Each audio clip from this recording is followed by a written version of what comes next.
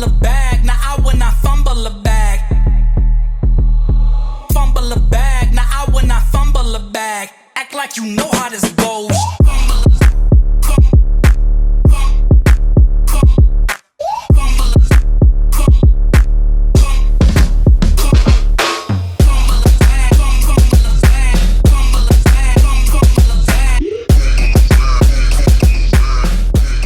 What's up, y'all? Another hot, scorching day out here in Florida. Well, it's actually not that bad now that it's in the evening, but earlier it was really, really bad.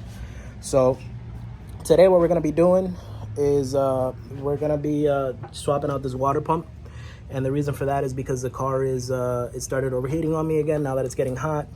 And as you can see if you can zoom in on there, this is an OE water pump. So I'm not sure if that might have anything to do with it.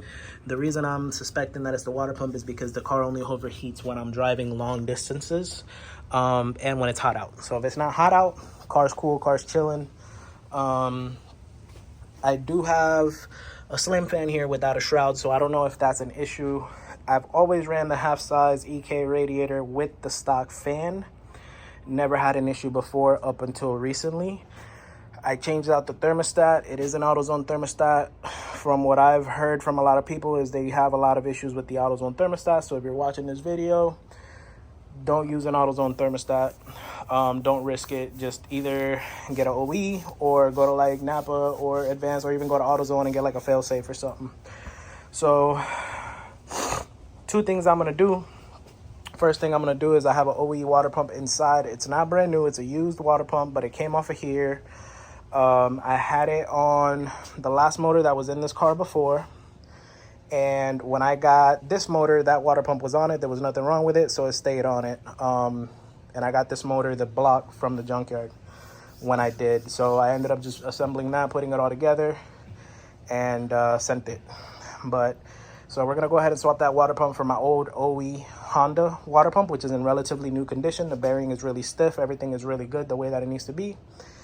And another thing that I'm going to do is I'm going to go ahead and remove the thermostat, and I'm going to drill 2 holes in it, see if that helps water flow through a lot better, because I feel like the thermostat is engaging way later than what it's supposed to engage at, which is 180. My fan, which is set to kick on at the factory setting, doesn't kick on until about 10 degrees after that. So we're going to go ahead and knock that out. I have my buddy's head over here. We went ahead and tapped that. Did the little tap for the VTEC drain there for a sick build that he's got coming through. Now that we've knocked that out, I'm gonna go ahead and get started on the TEG here and see if we can go ahead and resolve that overheating issue. And if we can, there's gonna be a sick event coming out in one of the neighboring towns here, which is gonna be the day before my birthday, which is April 15th. The event, not my birthday. And hopefully we can make it out to that. That would be really dope. So let's get to work.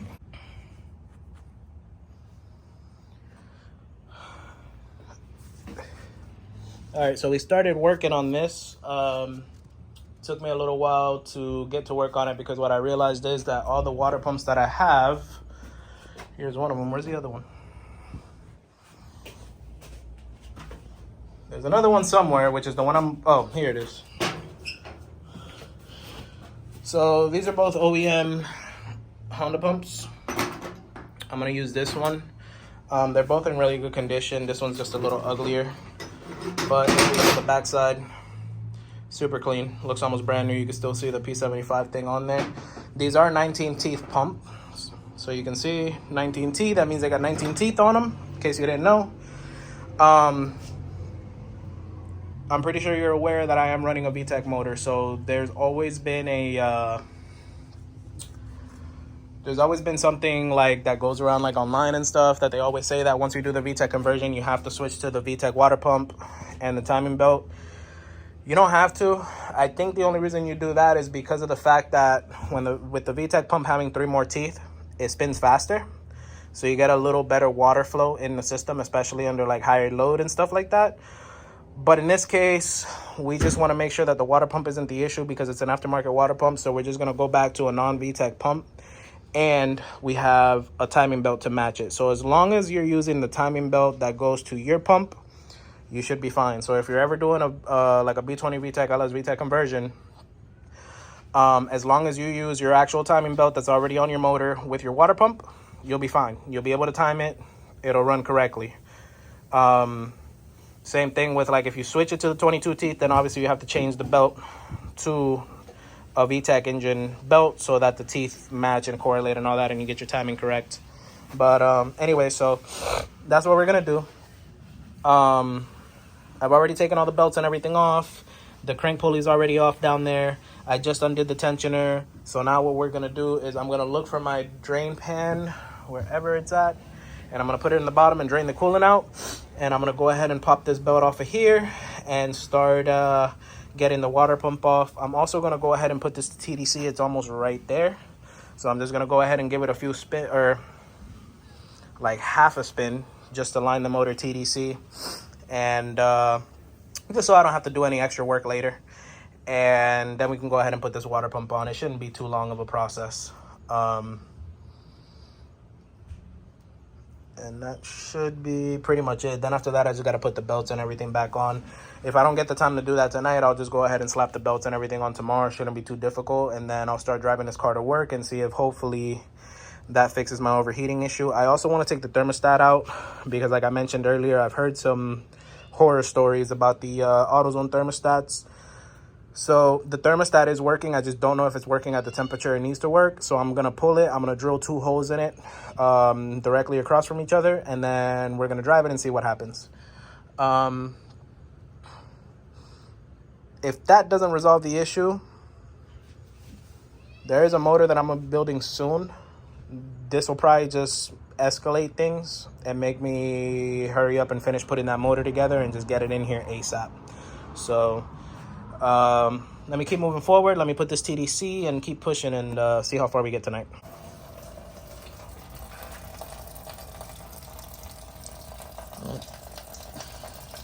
There you go, draining out the radiator now. We pulled the mount out. Timing belt's out. So now what all we have to do is yeah, just pop the water pump off here as soon as we finish draining the coolant and swap it. All right, so as of now, I've got the water pump back on. The old water pump is over there somewhere. The only thing that I have to do now, because remember there's a non-VTEC water pump, so I have to make sure that I match it up with a non-VTEC belt. So I think there's the one that I wasn't gonna use. So let me put that over here. I believe this is the gates. Is this the gates? Let's see.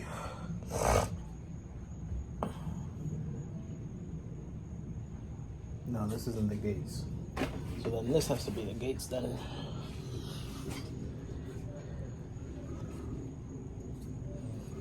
Okay, perfect. Yeah, so this is the gates belt right here. So I'm gonna run this one. This belt is like relatively new. I think this might be, no, actually this belt came on I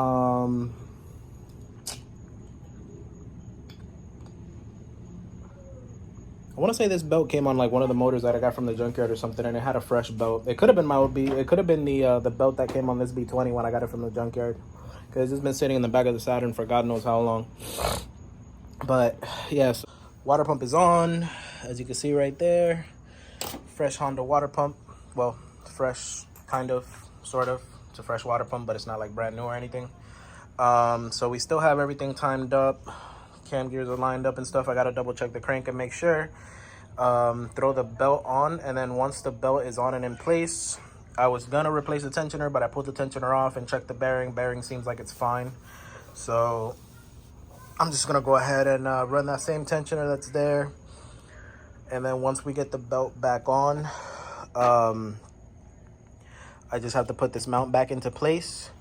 And then, I don't know, we'll see how I'm feeling at that point, because I hate dealing with belts. So, because the next step after that would be putting on the alternator belt and putting on the power steering pump belt. Even though they're not really that much of a pain, it is getting kind of late. It's like almost 10 o'clock and I got to be at work early tomorrow. So, I might just end up buttoning everything up, get the motor hung back up, and then probably tomorrow when tomorrow I got school, so I wouldn't be able to do it tomorrow.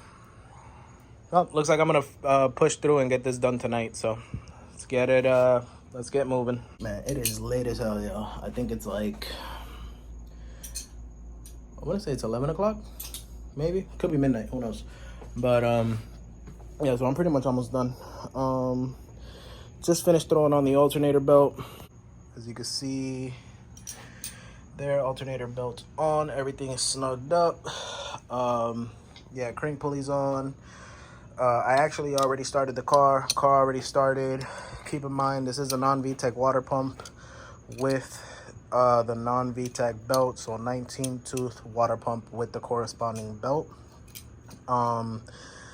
Everything is timed up correctly. Like I said, the car just started, so we're good there.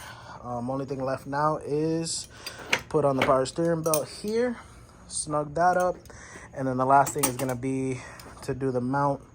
It's a little easier to do all this stuff before you put the mount back on, because you can still raise and lower the engine, and it gives you like easier access to everything. So I'm taking advantage of that as I put all the belts and everything back on. And then so what I'm gonna do after that, finish putting that power steering belt on, get the engine hung back up on the mount, and then the last thing I'm gonna do is I'm just gonna top this thing off with water. I'm gonna turn it on, keep it running, bleed the cooling system and all that. And then I don't think I'm gonna take it for a drive out tonight. If I do take it for a drive, it might be like a short drive to the gas station or something, but I'm like really tired and I still have to clean all this crap up. All right, so what's up, y'all? It's been a few days since the whole water pump thing, where we swapped out the water pump. I don't remember if I recorded the car actually running with the non-VTEC water pump and timing belt on. But so basically what ended up happening is, while I had the car idling and I was trying to burp the system, it started to get hot. Not according to the dash, according to the Honda, it got all the way up to, I believe, like 238. The dash was showing normal. I pulled out my infrared thermometer, shot it at the head, shot it at the coolant hoses, shot it at the radiator, shot it at everything. Everything was saying 238. So what the Honda was reading was 100% accurate. I went to Advanced Auto to go get this thermostat, because I was thinking that when I went to AutoZone, they told me that they only had the factory temperature left, which would be like 192. So what I did was I went to Advanced. They had a motor rad that opens at 170. I went and bought that one. So that's this one here. So you can see there, it says motor rad. So what ended up happening was, I'm in the process of taking it out right now. I've got everything here, and I realized that the one that AutoZone sells you as the stock one is actually also, I don't know if you can see that, but it's actually also a motor rad. And I also learned that if you're ever trying to look at the like the temperatures on these, I don't know if you can see that. Let me see if I can line it up. I don't know if you can make that out, but if you can't, yep, there we go. So if you notice, it says 170 Fahrenheit. So I looked at this one, 170 Fahrenheit. So basically the one that I'm taking out is essentially the one that I'm putting in, but it's got all the bronze stuff, which I think makes it the fail-safe.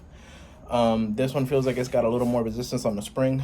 But so what I'm gonna end up doing is I'm gonna go ahead and experiment. I'm gonna drill 2 holes in this one, and which this is the new one that we just got from Advance. So I'm gonna drill 2 holes in it right across from each other, probably like here and here, and we'll throw it in and we'll see what happens. Hopefully the temperature doesn't creep up while it's idling.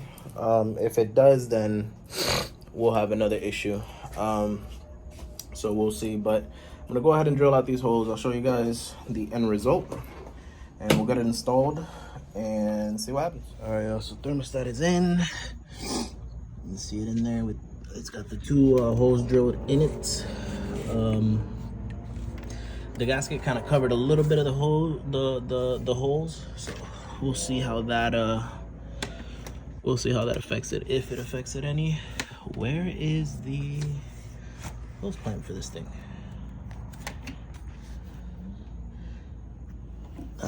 Fell all all the way down here.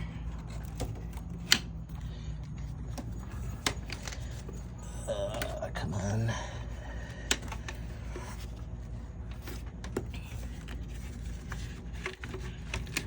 Oh, I need to rip these AC lines out of here. The car is gonna have AC again eventually, but just not with these freaking hard lines. And you might be able to guess why. There's just so much crap cluttered in here, and these hard lines make everything a lot worse. So eventually, I am gonna rip them out. I'm doing it mainly just to save the evap core, because the evap core sits back here. But I think what I might end up doing is with the grinder, I might end up just like cutting these lines right here. That way my evap core still stays covered and protected from any debris that might be able to go in there. Okay, so that's there.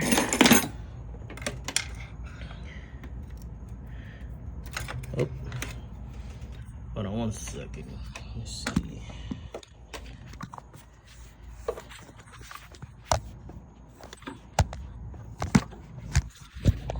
Trying to find a decent spot for you guys, but yeah, I'm gonna have to bring you guys in when this is done. Whew. All right, so that clamp is back on there. Now I'm just gonna get my plug here for the fan.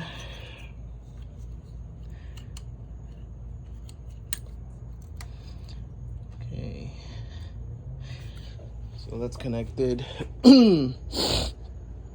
So now what we are gonna do, oh, okay. My overflow hose somehow fell in there. All right, so at the moment we got the car running, we got it idling. We're just gonna go ahead and let the water, because I like to top up with water just to make sure we don't have any leaks and stuff like that. And then eventually I flush it out and put coolant in it. Once I know we don't have any leaks or any other issues, then we have to pop open the system again. Because we gotta keep popping open the system, and you keep dumping out coolant, it's gonna get costly quick. You gotta like that cool, I ain't gotta like that. But so yeah, we're just gonna let this thing idle, get up to temperature and stuff like that, and then, I don't know, we'll see what it does. So as of right now, it pretty much pushed all the bubbles out, and I ended up closing the cap off. I let it pressurize. There's full strength coolant in here, since I topped off with water. So what happens is the system pressurizes, and it requires to get topped off, it will pull from the reservoir. And so we'll do that. The only thing is I'm just checking for leaks now.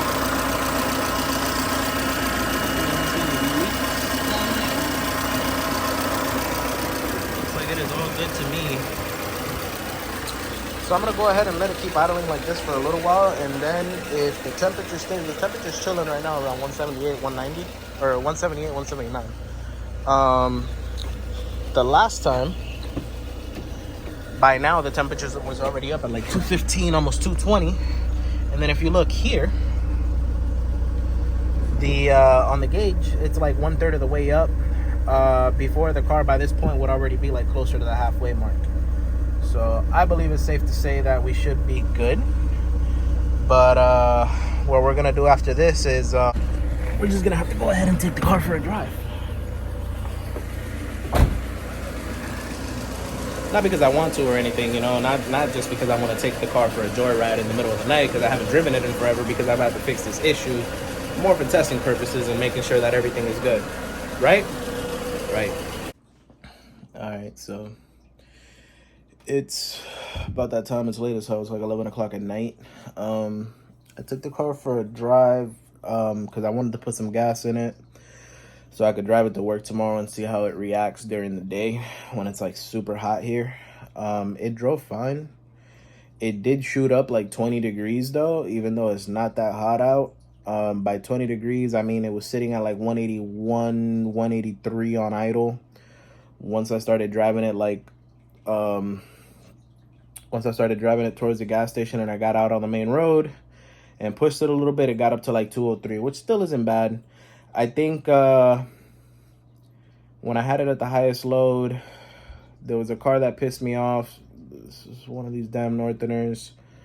No offense to y'all, if any of y'all are Northerners.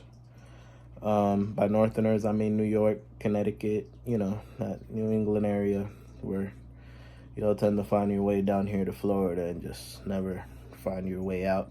Anyways, I had one of them people in front of me, and so I got a little heated, and I stayed in fourth gear, full boost, and just took off past them. Car got up to like 208 by the time I got to the gas station, and as soon as I pulled in and parked, it dropped right back down to like 203.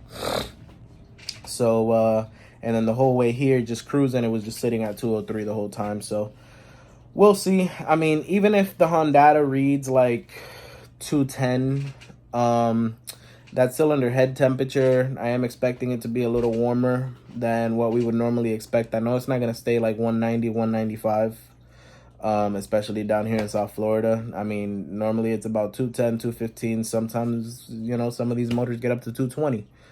But my car was hitting like 240 before we sorted all this out. So that's a little extreme for an aluminum engine. But yeah, so far I did good. Filled it up with gas, topped off the oil a little bit because it needed some oil. It was like half a quart low, and my oil pressure is much better. Everything's much better. The car was doing this thing where it was smoke on idle too. It's not doing that anymore. So yeah, we're gonna leave it there, and I'll drive it to work tomorrow, and we will see how that works out. So yeah, if you guys liked the video, if you guys like to follow along and watch me change the water pump, and you learned a little something, like, you know, that you can actually use a non-VTEC water pump as long as you match it up with the non-VTEC belt, you know. I do believe the VTEC pumps are better. They have more teeth, so therefore they should technically spin faster, meaning more water flow. But I'm not sure if that makes if that makes that big of a difference. I don't know. If anybody knows, you can put it down in the comments below. I'm always willing to learn something, so if you guys want to have a full-on discussion on which water pump is better, have at it in the comment section below. But for now, that's it. I'm starting to get a bit of a headache, and I still got a bunch of homework to do, and I got school to look forward to tomorrow. So, and I still have a video to finish editing so I can actually upload it for you guys tonight. So this is going to be a good week. You guys are going to get 2 videos back to back. But, yeah, so with that being said, make sure you guys like. If you haven't subscribed and you're watching my content, please subscribe. The liking and the subscribing helps the video get more reach. Also, make sure to share with your friends if you really enjoy the content, and you know, you enjoy learning stuff from me and you enjoy watching my content, then please don't be selfish. Don't keep me to yourself. There's plenty of me to go around, so go ahead and share me with your friends. And that's pretty much it. Besides that, just have a great day. Hopefully you guys enjoyed the video, and I look forward to seeing you guys in the next one. Peace.